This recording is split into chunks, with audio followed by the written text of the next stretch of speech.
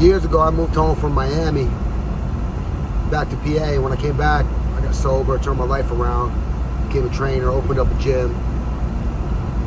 And in Miami, like, you know, like I was in the mix at that point, you know what I'm saying? Like, I was working at the strip clubs, I was in that lifestyle, I was doing drugs, like I was out there, you know. And it's funny because there's people in my life right now that come from that world, that got out of that world, that I have good relationships with now. And those are some of the truest and genuine people that I know, you know.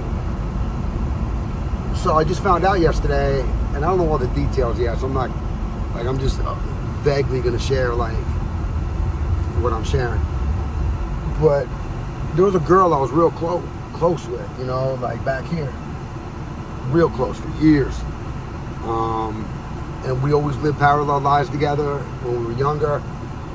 You know, we were just good friends, you know, never in a relationship, but you know what I'm saying? Like, we had that relationship for years, on and off.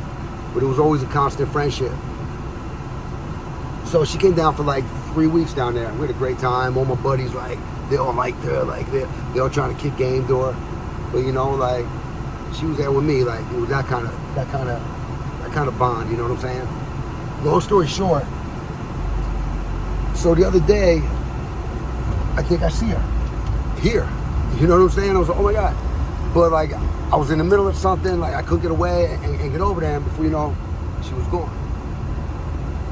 So I started asking around. Now for years, I couldn't find her on Facebook, Instagram, no matter where I search, I can't find this girl, you know what I mean? So I started asking, like, oh, like, I asked a couple buddies, hey man, like, you know, how do I get in contact with this girl? And they was like, yo, Charlie, like, she died years ago. I was like, what? So I'm like, nah, dude. Like, so I asked more people. So now I heard from 2 different people. Come to find out, the year basically that she was down there and we were kicking it, I came home and got sober, so I went a different path. I don't know where she went from there. We never connected again, because once I came home and got sober, like I just totally stepped away from everything for a couple of years, you know, trying to get my shit together. That year, man, I find out this girl overdosed her. Like, I just found out. It's insane. I made it out of that shit. Like, by the skin of my teeth, whatever they say. She did, man. So, that's heavy. That's heavy. That's many years ago.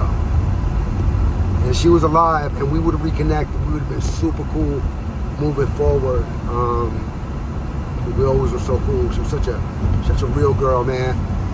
You know, out there, like, I was DJing in the strip clubs, and she was always parallel out there doing it. Even before we hit that scene, we hung always.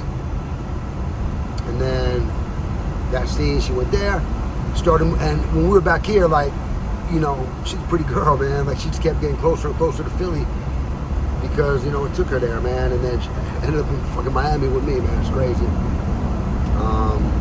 So, man, yeah, rest in peace, you know. The moral to the story is every day's a blessing. You know, I spent years thinking about her. Man, I wonder where she's at. And there's no closure that's ever going to come there, you know what I mean, of any sort. So